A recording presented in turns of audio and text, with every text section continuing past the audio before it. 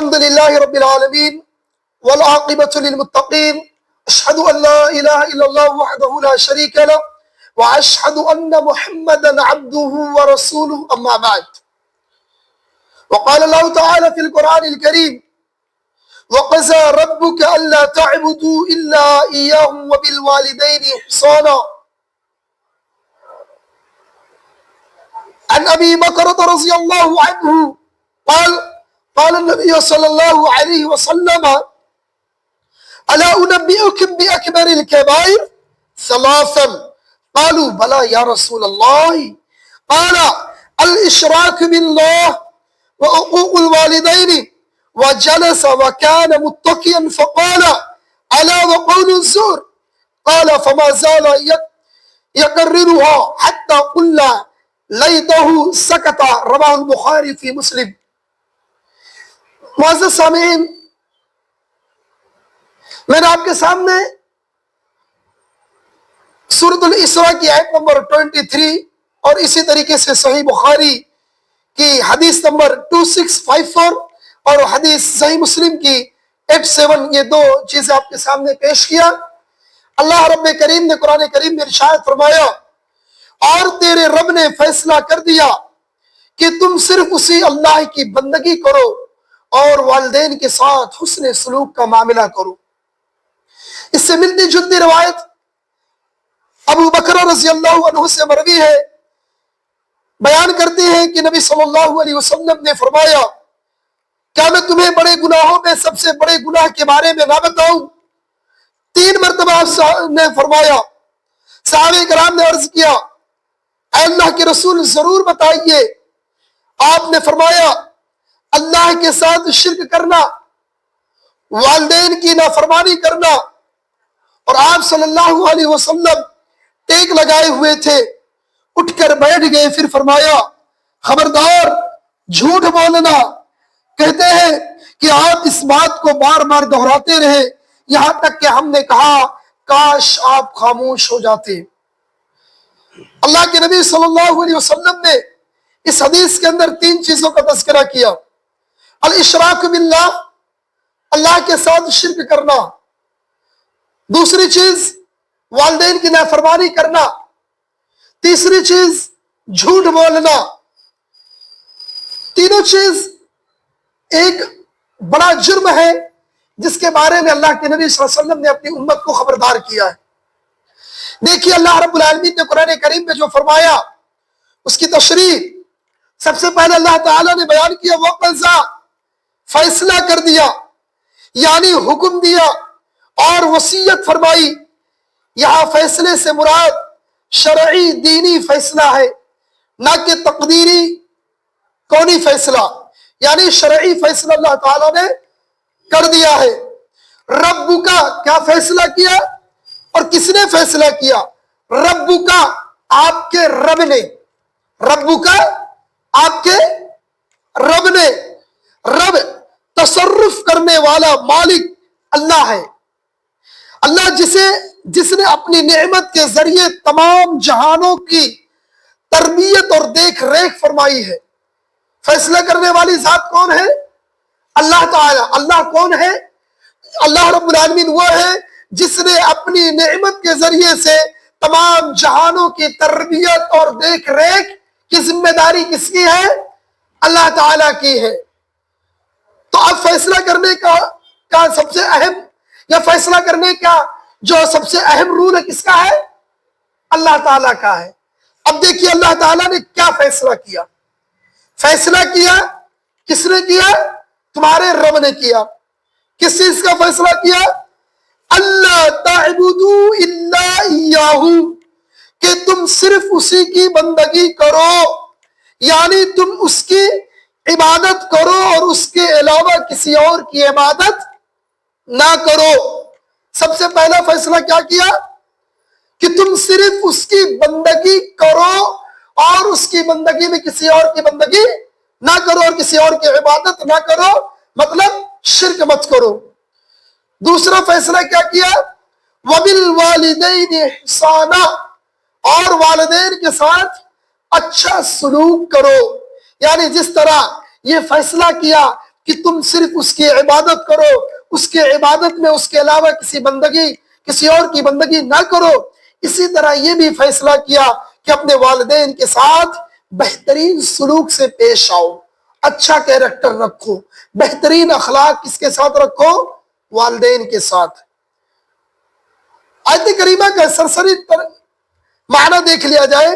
آیت کریمہ میں اس بات کی خبر ہے کہ اللہ رب العالمین نے اپنے رسولوں کی زبانی حکم دیا ہے اور تاکیدی وصیت فرمائی ہے کہ تنہا اسی کی عبادت کی جائے، اس کے ماں سوا عبادت نہ کی جائے۔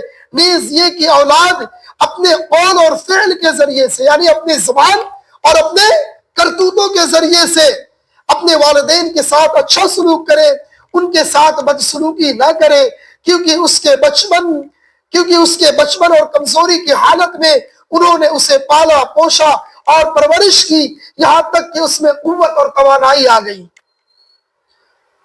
اس کے بعد آیت کریمہ کے اندر اللہ رب العالمین نے یہ مناسبت رکھی ہے کہ یہ توحید سب سے زیادہ تاکیدی حق ہے۔ سب سے زیادہ کس چیز کا حق ہے؟ توحید کا حکم سب سے زیادہ کس کا دیا گیا؟ توحید کا۔ تو توحید یہ تاکیدی حق اور واجبات میں سب سے بڑا واجب ہے۔ توحید یہ واجبات میں سب سے بڑا واجب ہے، کیونکہ اللہ تعالیٰ نے آیت کریمہ میں سب سے پہلے اسی کا حق ذکر کیا، اور اللہ اہم ترین چیز شروع کرتا ہے، پھر اس کے بعد اہم چیزوں کا ذکر کرتا ہے۔ پہلے اللہ تعالیٰ اہم ترین چیزوں کا تذکرہ کرتا ہے، تو سب سے اہم کیا ہے؟ توحید ہے۔ توحید یہ سب سے اہم ہے زندگی کے اندر۔ آپ اس کے بعد جو عمل کریں گے یہ توحید کے بعد والا عمل ہے۔ تو سب سے اہم رول کیا ہے؟ توحید کا رول ہے، توحید کو اپنانا ہے۔ آیت کریمہ جو میں نے آیت کریمہ سورۃ الاسراء آیت نمبر 23 پیش کیا، اس کے فائدے کیا کیا یہ دیکھیے۔ اللہ نے جن واجبات کا حکم دیا، توحید ان میں سب سے پہلا واجب ہے، اور یہ بندے پر واجب ہونے والے حقوق میں سے سب سے پہلا حق واجب ہے، یعنی تمام حقوق میں سے سب سے پہلا کیا حق ہے؟ کہ رب کی عبادت کی جائے، اور وہ توحید ہے۔ نمبر 2، اس میں لا الہ الا اللہ میں موجود نفی اور اس بات موجود ہے، لہذا اس میں اس بات کی دلیل ہے کہ توحید کی بنیاد نفی اور اس بات دونوں پر ہی قائم ہے، یعنی اللہ کے ماں سوا اسے عبادت کی نفی ہے، یعنی جن لوگوں کی اللہ کے علاوہ عبادت کی جاتی ہے اس کی نفی کرنا، اور اس کی اس بات یعنی اللہ کی عبادت کرنا، اللہ تعالیٰ کے آگے جھکنا، اس کی بندگی کرنا، یہ اس بات ہے۔ تو دونوں چیزوں کا رہنا ضروری ہے، جیسے کہ میں نے اس سے پہلے بھی اس کا تذکرہ کیا تھا کہ آپ صرف اللہ کی عبادت کریں اور غیر اللہ کا انکار نہ کریں یا غیر اللہ کی نفی نہ کریں، تو یہ بھی چیز درست نہیں ہے۔ مطلب یہ کہ آپ جہاں پر ایک طرف اللہ کی عبادت کرتے ہیں، اللہ کی توحید کا اقرار کرتے ہیں، اس کی تقریر عبادت کے ساتھ یا اس کے اقرار کے ساتھ نفی کس کی کرنی پڑے گی؟ شرک کی آپ کو نفی کرنی پڑے گی، شرک کا رد کرنا پڑے گا۔ تیسرا فائدہ کیا ہے اس آیت کریمہ کا؟ کہ والدین کا حق ایک بڑا عظیم حق ہے۔ ان دونوں کے حق پر اللہ رب العالمین نے خاص طور پر ان دونوں کے حق کو اپنے حق پر عطف کیا ہے، یعنی جوڑا ہے۔ لہذا دوسرے نمبر پر اللہ تعالیٰ نے کس کا حق بیان کیا؟ والدین کا حق بیان کیا۔ تو چوتھا فائدہ کیا ہے؟ والدین کے ساتھ حسن سلوک کی تمام قسمیں واجب ہے اس میں، لہذا کیونکہ اس نے اس کی کوئی قسم خاص نہیں کی ہے۔ نمبر 5واں، یعنی 5واں فائدہ کیا ہے اس آیت کریمہ کا؟ کہ والدین کی نافرمانی کرنا مسلمانوں کے اوپر، یعنی ایک بچوں کے اوپر یہ حرام ہے، والدین کی آپ نافرمانی نہیں کر سکتے ہو۔ تو اس آیت کریمہ کے 5 فوائد میں نے تذکرہ آپ کے سامنے کیا۔ ان میں سے سب سے اہم رول کیا ہے؟ اللہ تعالیٰ نے جہاں والدین کا تذکرہ کیا، اس سے پہلے اللہ رب العالمین نے توحید کا تذکرہ کیا، شرک کا رد کیا۔ تو سب سے اہم چیز کیا رہتی ہے؟ توحید۔ اگر بندے کے اندر توحید ہے، اس کے بعد کے تمام مراحل جو ہے یہ توحید کے بعد اس کے ریلیٹڈ ہے۔ توحید نہیں ہے تو آپ کتنی بھی اہم عبادت کریں، कितना भी अहम रूल्स अदा करे, तौहीद के बगैर वो रूल्स कामयाब नहीं होगा। उसके बाद दूसरा तज़किरा क्या किया गया है? वालिदैन की नाफरमानी, उनकी इज्जत, उनका अदब, उनका एहतराम, उनके साथ सलूक करना, अच्छे से पेश आना, उनसे मोहब्बत से मिलना, उनकी खिदमत करना, उनकी इज्जत करना, ये नंबर 2 का तज़किरा किया गया है। उसके बाद अल्लाह रब्बुल आलमीन ने दूसरे मकाम पर क्या बयान किया? वअबुदुल्लाह वला तुशरिकु बिही शैयन वबिल वालिदैनि इहसाना। सूरह निसा आयत नंबर 36। अल्लाह रब्बुल आलमीन ने सूरह निसा में क्या बयान किया कि तुम सब अल्लाह की बंदगी करो और उसके साथ किसी को शरीक मत ठहराओ और वालिदैन के साथ हुस्न सुलूक से मिलो। देखिए इस आयत करीमा के अंदर अल्लाह ताला ने सबसे पहले क्या किया? वला तुशरिकू, शरीक न ठहराओ, यानी शिर्क छोड़ दो और शिर्क गैरुल्लाह को अल्लाह की खुसूसियात में उसके बराबर करार देने का नाम है। यानी अल्लाह रब्बुल आलमीन के इबादत के साथ किसी गैरुल्लाह को खास कर देना, किसी गैरुल्लाह को जोड़ देना, इसी का नाम क्या है? शरीक करना, अपने अंदर उसे मिला देना। तो एक तरफ अल्लाह की इबादत के लिए क्या होना चाहिए? खालिस होना चाहिए। अल्लाह की इबादत में किसी को आप शरीक नहीं ठहरा सकते हो, और जिसको शरीक ठहराओगे वही चीज शिर्क कहलाती है। उसके बाद दूसरी चीज में क्या अल्लाह ताला ने कहा? शैअन। ये शैअन क्या है? ये नकरा नफी के सियाक में है, लिहाजा बड़े हो या छोटे हो, नकरे का तज़किरा जहां पर आता है नह के अंदर, तो चाहे वो छोटा शिर्क हो या बड़ा हो, शिर्क शिर्क है, छोटा हो या बड़ा हो, उन तमाम चीजों से नफी करना जरूरी है। अल्लाह ताला ने इस आयत करीमा के अंदर उसको भी मिसाल में साबित किया, शैअन का तज़किरा कर दिया है। अगर अल्लाह ताला शैअन नहीं करता तो आदमी उससे क्या मुराद लेता कि मतलब सिर्फ बड़े शिर्क को लाना और छोटे शिर्क का कोई वैल्यू नहीं है। लेकिन अल्लाह ताला ने शैअन का तज़किरा करके ये वाज़ेह कर दिया कि चाहे वो छोटा शिर्क हो, चाहे वो बड़ा शिर्क हो, अल्लाह के साथ शिर्क करना वो शिर्क शिर्क है। आयत करीमा का सरसरी तर्जुमा देख ले आप मानन। अल्लाह रब्बुल आलमीन ने बंदों को तन्हा अपनी इबादत का हुक्म दे रहा है। अल्लाह ताला अपने बंदों को तन्हा इबादत का हुक्म दे रहा है जिसका कोई शरीक नहीं, और उन्हें शिर्क से मना कर रहा है। अल्लाह रब्बुल आलमीन ने उसमें इबादत की किस्मों में से कोई किस्म को खास नहीं किया, यानी अल्लाह की जो इबादत है कोई इबादत अल्लाह ताला ने खास नहीं किया इस आयत करीमा के अंदर, चाहे वो दुआ हो, सलात हो, नमाज हो, रोजा हो, ज़कात हो, तो जितनी इबादतें हैं इन इबादतों को अल्लाह ताला ने खास नहीं किया है। और इसी तरीके से अल्लाह रब्बुल आलमीन ने शिर्क के किसी भी किस्म को खास नहीं किया है। मतलब ये कि जितनी भी ममानियत वाली शिर्क है तमाम की तमाम शिर्क इसमें शामिल है। आयत करीमा की मुनासिबत क्या इस बाब के अंदर? तो मुनासिबत यह है आयत करीमा की कि तौहीद के हुक्म और शिर्क की ममानियत से शुरू हुई है, लिहाजा इस आयत में तौहीद की तफसीर है वो ये कि तौहीद तन्हा अल्लाह की इबादत करने और शिर्क को छोड़ देने का नाम है। तन्हा रब की इबादत करने और शिर्क को छोड़ देने का नाम है। इस बाब के अंदर ये जो आयत आई सूरह निसा आयत नंबर 36, तो इसका आने का मकसद ही यह है कि अल्लाह ताला को तन्हा इबादत में तन्हा शुमार किया जाए और उसके अलावा जितनी चीजें हैं उसका इनकार किया जाए, नफी किया जाए। यही तौहीद का इस्बात है और शिर्क की नफी है। आइए देखते हैं इस आयत का यानी सूरह निसा के फवाइद क्या है। ये छोटी सी आयत, इसके फायदे क्या है? अल्लाह रब्बुल आलमीन ने सबसे पहला जो फायदा इसके अंदर है कि तन्हा इबादत करना वाजिब, तन्हा इबादत करना ये वाजिब है क्योंकि अल्लाह ताला ने इसका हुक्म सबसे पहले दिया है। लिहाजा तौहीद बारी ताला वाजिबात में से सबसे ज्यादा ताकीदी अमर है। तौहीद में से सबसे ज्यादा ताकीदी अमर किस चीज का है? तौहीद की इबादत, शिर्क से बचना।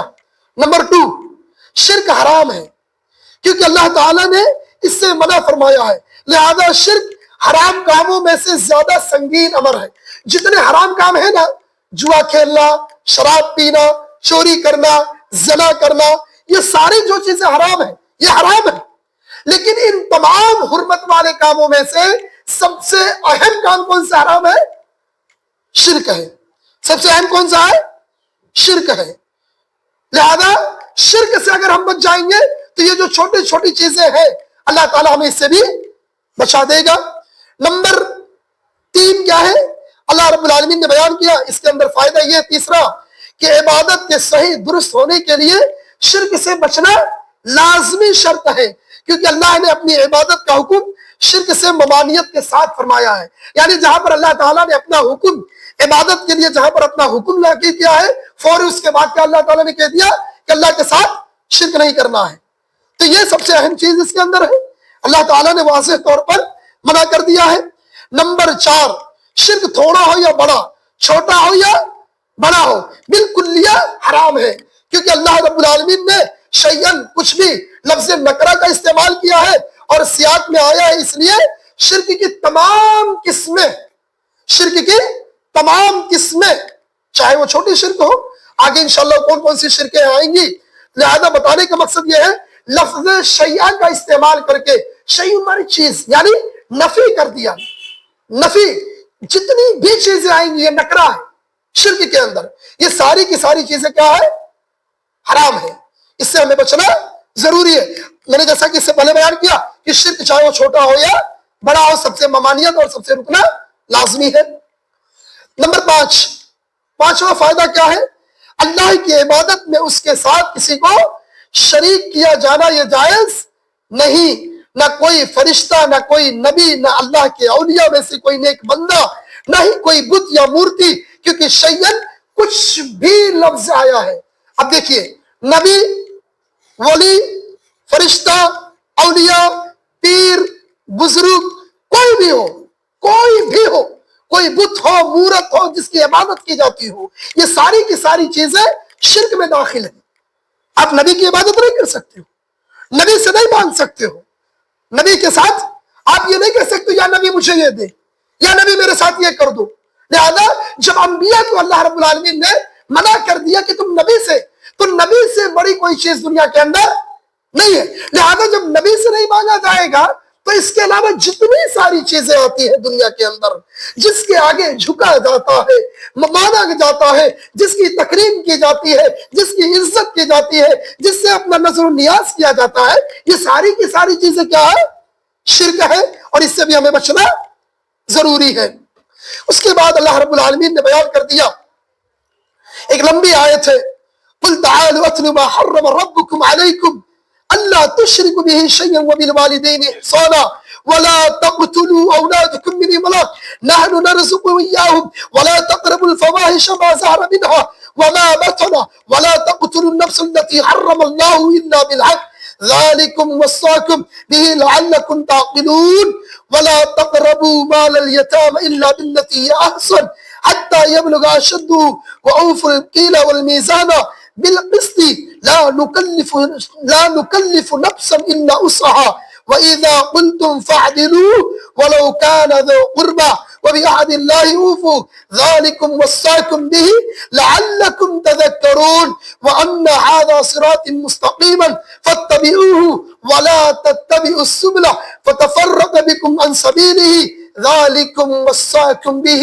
لعلکم تتقون. سورۃ الانعام آیت نمبر 151 151 سے لے کر آیت نمبر 153 تک، یعنی 3 آیت اللہ تعالیٰ نے اسے کے اندر تذکرہ کیا.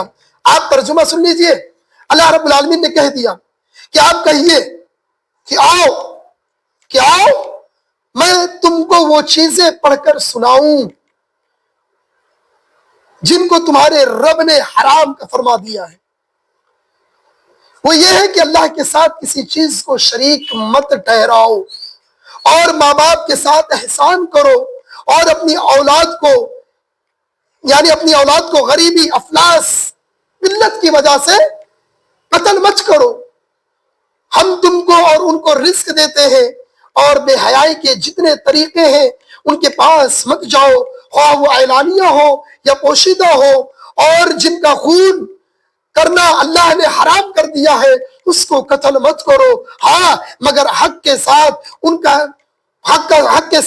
ان کا تم کو تاکیدی حکم دیا ہے تاکہ تم سمجھو اور یتیم کے مال کے پاس نہ جاؤ مگر ایسے طریقے سے جو کہ مستحسن ہو، بہتر ہو، اچھا ہو، یہاں تک کہ وہ اپنے سن رشد یعنی اپنے عمر کو پہنچ جائے، اور ناپ تول پوری کرو انصاف کے ساتھ۔ ہم کسی شخص کو اس کی طاقت سے زیادہ تکلیف نہیں دیتے، اور جب تم بات کرو تو انصاف کرو، وہ شخص پرابداری ہو، اور اللہ تعالی سے جو عہد کیا کرو اس کو پورا کرو۔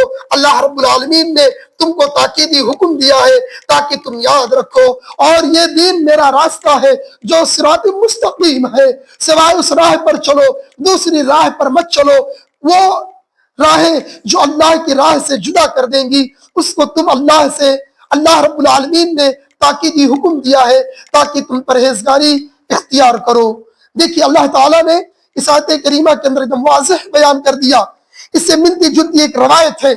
اس آیت کریمہ کے اندر جب یہ آیت نازل ہوئی تو ایک روایت ہے جسے اس روایت کو امام حاکم نے مستدرک کے اندر حدیث نمبر 3240 یعنی 3240 کے اندر اللہ کے نبی صلی اللہ علیہ وسلم نے بیان کیا، کیا کہتے ہیں، عبادہ بن صامت رضی اللہ تعالیٰ عنہ سے روایت منقول ہے، عربی پڑھوں گا تو زیادہ وقت لگے گا۔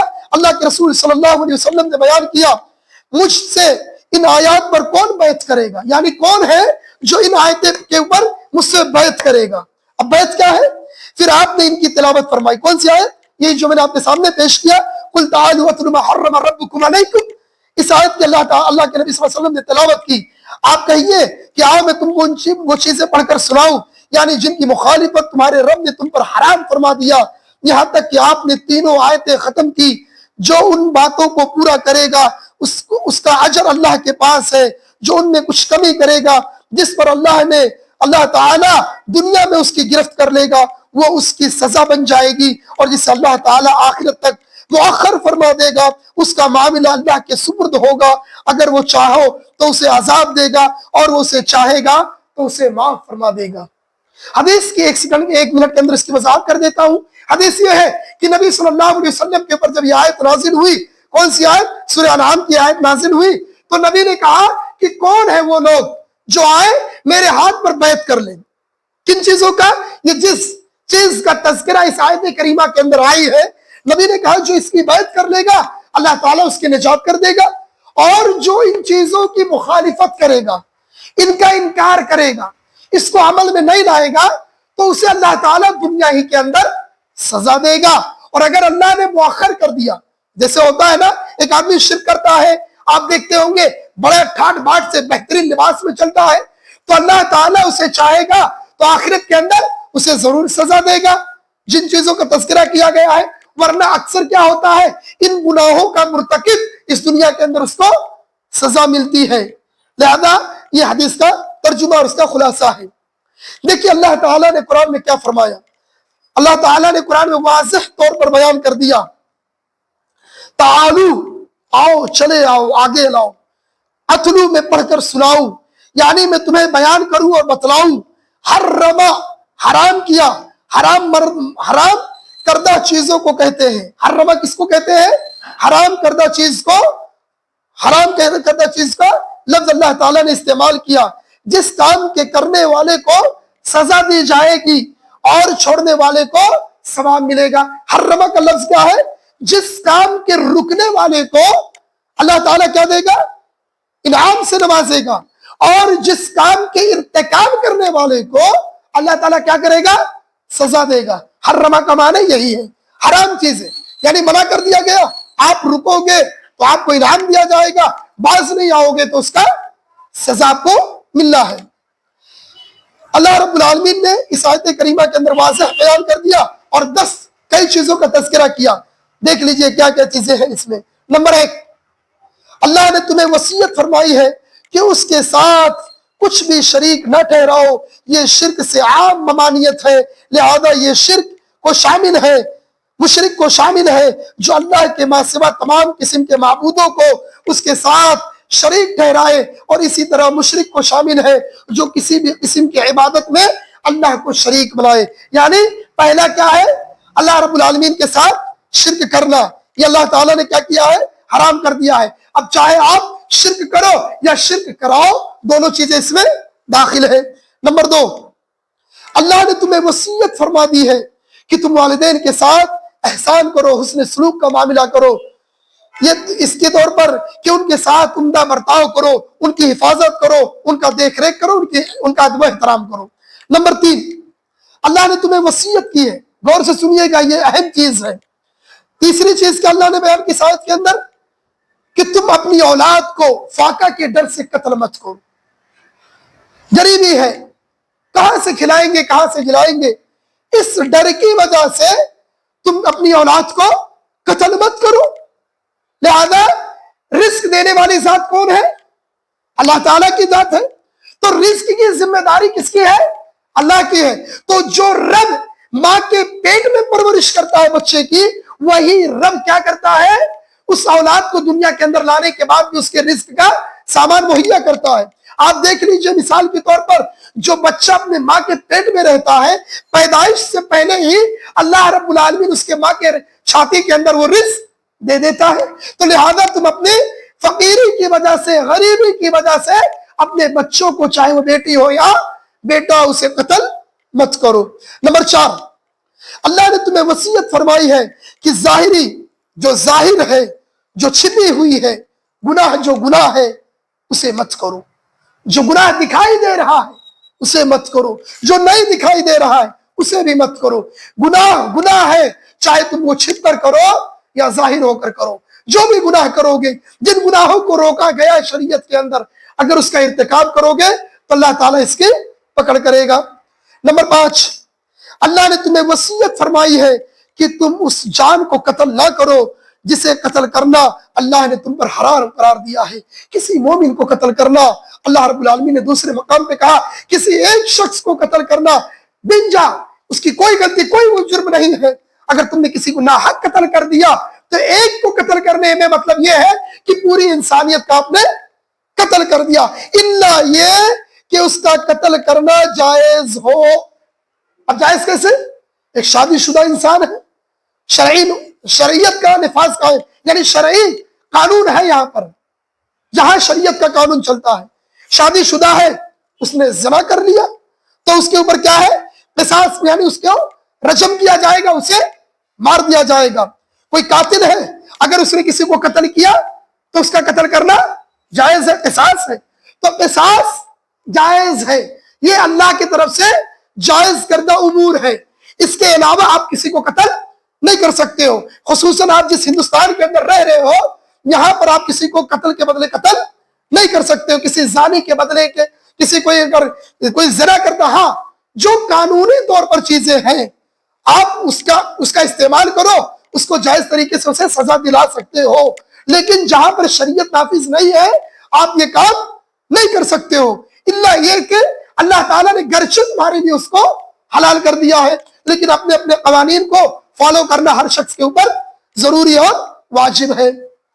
نمبر 6، اللہ نے تمہیں وصیت فرمائی ہے کہ یتیم وہ بچے جس کے باپ بچپن میں انتقال کر گئے ہوں، آپ اس کا مال ناحق مت کھائیے، آپ اس کے مال کا غلط استعمال مت کیجیے۔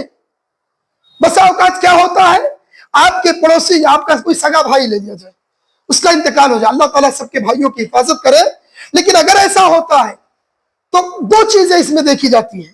ایک تو یہ ہوتا ہے آدمی کہتا ہے بھائی تیرا معاملہ تو سمجھ، آپ دیکھتے ہوں گے، تو یہ بھی چیز درست نہیں ہے۔ آپ کی ذمہ داری بنتی ہے کہ آپ اس کی کفالت کرو، یہ آپ کے اوپر واجب ہے، آپ اس کی کفالت کرو، اللہ نے اگر آپ کو استطاعت دیا ہے، توفیق دیا ہے۔ دوسری چیز، آپ اس کا مال آپ اس کے مال کی حفاظت کرو تب تک جب تک بچہ سن بلوغت کو نہیں پہنچ جاتا، ایک پکی عمر کو نہیں پہنچ جاتا، تب تک آپ اس کے مال کا غلط استعمال نہیں کر سکتے ہو۔ اس کے اندر ایک چیز یہ بھی ہے کہ اگر بچہ یتیم ہے اور چھوٹا ہے تو اس کا مال آپ استعمال کر سکتے ہو، لیکن بقدر ضرورت، جیسے اس کی ضرورت کو پورا کرنے کے لیے، لیکن فضول اس کے مال کا استعمال نہیں کر سکتے ہو۔ نمبر 7 کیا ہے؟ وَأَوْفُوا الْكَيْلَ وَالْمِيزَانَ بِالْقِسْطِ لَا نُكَلِّفُ شَيْئًا إِلَّا وُسْعَهَا۔ اور ناپ تول پوری پوری کرو. یعنی آپ اگر تجارت کر رہے ہو تو ناپ تول کا معاملہ ہے تو آپ اسے پورا پورا انصاف کے ساتھ کرو. اور ہم کسی شخص کو اس کی طاقت سے زیادہ تکلیف نہیں دیتے. مطلب یہ ہے کہ آپ اگر تاجر ہو یا آپ کوئی بھی چیز کر رہے ہو تو آپ حق کے ساتھ، انصاف کے ساتھ، جو آپ کا رولز ہے آپ اس اعتبار سے اس کا کما حق عدل کے ساتھ کام کرو. دوسری چیز کے اندر کیا بتائی گئی؟ وہ یہ اللہ تعالیٰ کسی نفس کو اس کی حیثیت سے زیادہ اسے تکلیف نہیں دیتے. مطلب یہ کہ آپ جتنا بوجھ برداشت کر سکتے ہو اللہ اتنا ہی تمہیں تکلیف دے گا. یہ ہمارا عقیدہ، یہ ہمارا عقیدہ ہے. ہم اپنی تقدیر سے سودا نہیں کر سکتے، نہیں کرتے، اول فال نہیں بکتے. تکلیفیں آئی، ہمیں یقین ہے کہ ہمارے رب نے ہمیں جتنی تکلیف دینے کی، جتنی سہنے کی طاقت دیا ہے اللہ تعالیٰ اتنی ہمیں تکلیف دے گا. یہ واجب. اس کے بعد اللہ نے دوسری جگہ پہ کہہ دیا کہ ان مع العسر یسرا. اللہ کا یہ بھی اپنی فیصلہ ہے. اللہ سختیوں کے بعد آسانی پیدا کرتا ہے. آج مصیبت ہے، آج پریشانیوں میں ہو، کل آسانی اللہ تعالیٰ پیدا کرے گا. تو دونوں چیزوں پر ہمارا عقیدہ ہونا چاہیے. ایسا نہ ہو کہ جب مصیبت آئے تو اپنے عقیدے سے سودا کر لو اور ادھر ادھر منہ مارتے پھرو. منہ مارنے سے مراد شرک میں جاؤ، بدعت میں جاؤ، خرافات میں جاؤ، تعویذ میں جاؤ. یہ ساری کی ساری چیزیں نہیں کرنا ہے. اس کے بعد اللہ تعالیٰ نے اس کے بعد بیان کی 8ویں چیز، وَإِذَا قُلْتُمْ فَعْدِلُوا وَلَوْ كَانَ ذَا قُرْبَى. اور جب تم بات کرو تو انصاف کرو، وہ شخص قرابت داری ہی کیوں نہ ہو. بات جب کرو، جب بھی کوئی گفتگو کرو تو انصاف کے ساتھ. آپ کا فعل کردار میں عدل انصاف ہونا چاہیے. آپ منہ دیکھ کر باتیں مت کرو. یہ اچھے ہیں تو ان کے منہ پہ اچھی والی، ان کے منہ پہ جاؤ تو ان کی والی. یہ نہیں، عدل کے ساتھ، انصاف کے ساتھ جب بھی کوئی بات کرو، انصاف کے ساتھ. چاہے وہ آپ کا قریبی رشتہ دار ہو، چاہے وہ آپ کا دور کا رشتہ دار ہو، جب بھی کوئی گفتگو کرو عدل کے ساتھ، انصاف کے ساتھ کرو. اللہ تعالیٰ نے اسے بھی حرمت والی چیز میں قرار دیا. یعنی یہ بھی حرام ہے کہ آپ ناانصافی کا کام کرو. اسی طریقے سے 9ویں چیز کیا ہے؟ وَبِعَهْدِ اللَّهِ أَوْفُوا. اللہ تعالیٰ سے جو عہد کیا کرو اسے پورا کرو. اللہ سے جو عہد کرو اسے پورا کرو. اللہ کے عہد کے ساتھ کھلواڑ مت کرو. اللہ تعالیٰ سے جب بھی تم کوئی عہد کرو، اے اللہ میں نماز پڑھوں گا، میں زکوٰۃ دوں گا، میں صدقہ دوں گا، جب بھی طاقت ہو اس کو استعمال پورا کرو، اس کا حق ادا کرو. یہ اللہ کے رب العالمین کے ساتھ آپ کا عہد ہے، آپ کا وعدہ ہے. تو جب آپ اللہ کے ساتھ کوئی وعدہ کرو تو اللہ کے ساتھ وعدہ خلافی مت کرو، اسے کما حق کو پورا کرنے کی کوشش کرو. 10ویں چیز، وَأَنَّ هَذَا صِرَاطِي مُسْتَقِيمًا فَاتَّبِعُوهُ وَلَا تَتَّبِعُوا السُّبُلَ فَتَفَرَّقَ بِكُمْ عَنْ سَبِيلِهِ. یہ مین چیز ہے. کیا ہے؟ اور یہ کہ یہ دین میرا راستہ ہے، یہ دین میرا راستہ ہے، اور سو اس راہ پر چلو اور دوسری راہوں پر مت چلو. وہ یہ کہ دوسری راہوں پر چلو گے تو اللہ کی راہ سے جدا کر دیے جاؤ گے. اب اللہ کا راستہ کیا ہے؟ اللہ کا راستہ کتاب اللہ، سنت رسول اللہ، اللہ کی کتاب قرآن کریم. اب کوئی کہے کہ صرف قرآن پر چلیں گے، صرف قرآن کو لے کر چلیں گے، اللہ کے نبی کے راستے کو چھوڑ دیں گے تو وہ بھی گمراہ ہو جائے گا، وہ بھی منکرین حدیث میں آ جائے گا، وہ بھی انکار حدیث میں آئے گا. تو اللہ کے راستے پہ چلنے کے لیے کیا ہے؟ دونوں چیزوں کی ضرورت ہے. یہ دونوں چیزیں، یہ دونوں راستے ہونا چاہیے. اللہ کے نبی کی سنت، نبی کا طریقہ، فہم صحابہ کا طریقہ، نبی کی باتوں کو جس طریقے سے صحابہ نے سمجھا، اپنی زندگی کے اندر لایا، ایسے ہی ہو بہو چلنا، یہ اللہ کے راستے پر چلنا ہے. شریعت نے جیسے بیان کر دیا اس میں کمی نہیں کرنی ہے، اس میں زیادتی نہیں کرنی ہے. یہ کیا ہے؟ اللہ کے راستے پر چلنا ہے. اگر اس کے علاوہ ڈلمل یقین ہوئے، یہ بھی لے لو، یہ بھی لے لو، وہاں سے لے لو، یہاں سے لے لو، سب کو خوش کر دو، یہ بھی آنے دو، وہ بھی آنے دو، تو کیا ہوگا؟ آپ اس راستے سے بھٹک جاؤ گے. آپ کو اپنا عقیدہ مضبوط کرنا ہے तो कौन सा अकीदा? किताबुल्लाह व सुन्नत रसूलुल्लाह, अल्लाह का रास्ता किताबुल्लाह और सुन्नत रसूलुल्लाह। हर किसी की बात कबूल नहीं की जाएगी, हर किसी की बातों को लिया नहीं जाए, सुना सबकी जाएगा कि वो जाएगी जो अल्लाह और उसके रसूल के फेल से या अल्लाह और उसके रसूल के कौल से मिलता जुलता अमल होगा। उसके बाद अल्लाह ताला ने देखिए इसी आयत के अंदर, जैसे कि मैंने इसकी वजाहत कर दिया, वला तत्तबिउ सुबुल से क्या मुराद है? वला तत्तबिउ सुबुल से क्या मुराद है? दूसरी राह पर मत चलो। तो दूसरी राह से मुराद कौन सी है?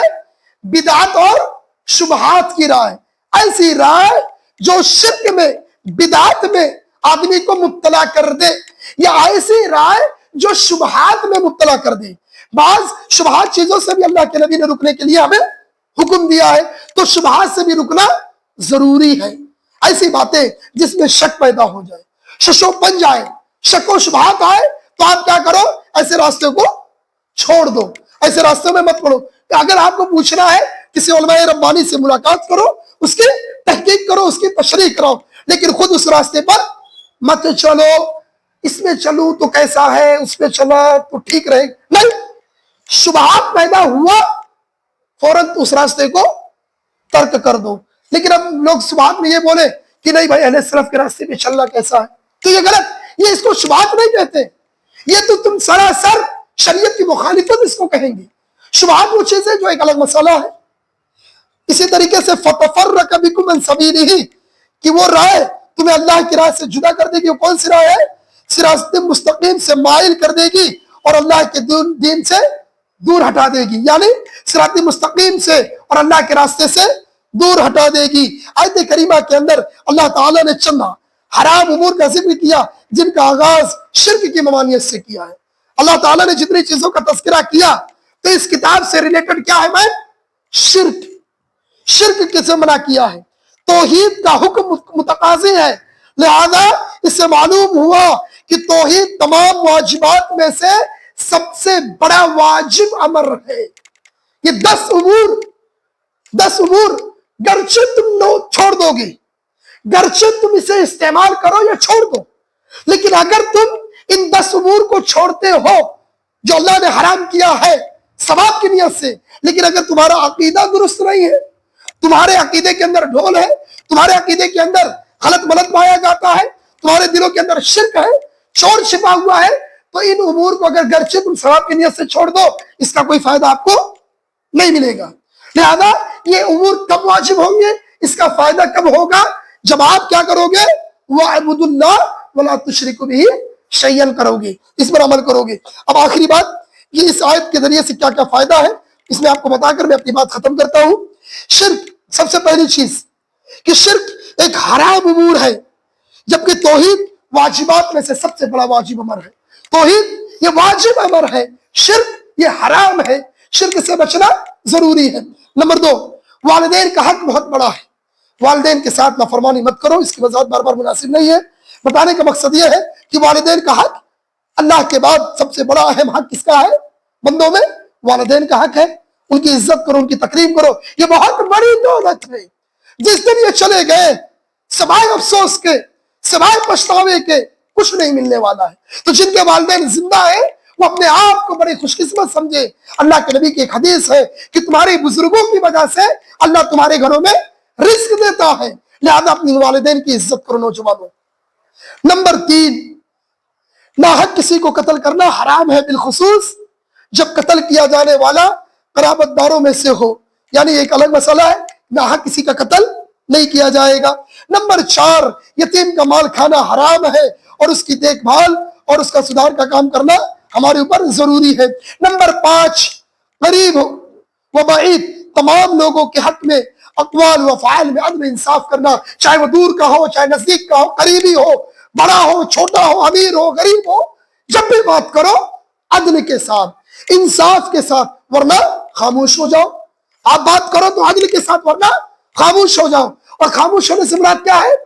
अगर आपको हक बात मालूम है फिर भी आप खामोश होते हैं तो आप गुनहगार होंगे, आप गुनहगार होंगे। लिहाजा जब बात करो हक बोल दिया करो। हक बोलने में कोई शर्त नहीं है, लेकिन हक की भी कई शक्लें होती हैं। बसा औकात आदमी हक बोलकर कई तरीके के, एक छोटा सा हक बोलता है اس کے پیچھے کئی نقصانات بھی ہوتے ہیں. تو حق کی کئی شکلیں ہیں، ان شکلوں کی ایک الگ شے ہے، ان کو جاننے کی ضرورت ہے ہمیں. اسی طریقے سے نمبر 6، وعدہ کرنا واجب ہے، یعنی وعدہ کو پورا کرنا واجب ہے. جب بھی تم اللہ کے ساتھ کوئی وعدہ کرو تو اسے پورا کرنا واجب ہے. نمبر 7، دین اسلام کی پیروی اور اس کے علاوہ مذہب کا ترک کرنا واجب ہے، یعنی جو اسلام کا طریقہ ہے، اسلام کا راستہ ہے، مذہب اسلام کا جو طریقہ اور راستہ ہے، صراط مستقیم کا جو راستہ ہے، اس کی پیروی کرنا کیا ہے؟ واجب ہے. اور اس کے علاوہ جتنے راستے ہیں ان کا انکار کرنا بھی واجب ہے. دونوں چیزیں، جب تک یہ دونوں چیزیں نہیں ہوں گی آدمی نہیں سمجھ پائے گا. جہاں صراط مستقیم کا راستہ ہے وہیں پر اللہ نے غیر المغضوب علیہم ولا الضالین کا بھی تذکرہ کیا ہے. تو دونوں چیزوں کو سمجھنا ضروری ہے، ہدایت اور ضلالت. نمبر 8، حلال اور حرام ٹھہرانا یہ اللہ کا حق ہے. ہم یہ نہیں کہہ سکتے یہ حرام ہے یہ حلال ہے. جو شریعت سے ہے، جو ثابت ہے، جسے اللہ اور اس کے نبی نے حرام کہہ دیا، اللہ نے جسے حرام کہہ دیا، نبی نے اس کی تائید کر دی، وہ حرام ہے. جیسا کہ 10 چیزوں کا تذکرہ میں نے کیا، یہ ہم اور آپ اس کو حرام یا حلال نہیں کہہ سکتے. کہنے والی ذات اللہ کی ہے. اللہ نے جس کو حرام کہہ دیا وہ حرام، جسے حلال کہہ دیا حلال ہے. لہذا معزز ناظرین، یہ اتنی باتیں تھی. اللہ رب کریم سے دعا ہے کہ رب کریم ہمیں توحید کی صحیح معنوں میں توحید کو سمجھنے اور اس کے مطابق عمل کی توفیق عطا فرما. اے اللہ ہمیں اپنی زندگی کے اندر توحید کو نافذ کرنے کی توفیق عطا فرما، شرک سے ہماری حفاظت فرما. اے اللہ یہ کتاب التوحید، اے رب کریم ہمیں اس سے محبت کرنے کی اور اس کو قائم اور دائم رکھنے کی ہم سب کی توفیق عطا فرما. آمین. تقبل یا رب العالمین. سبحانک اللہم و بحمدک، اشہد ان لا الہ الا انت، استغفرک واتوب الیک.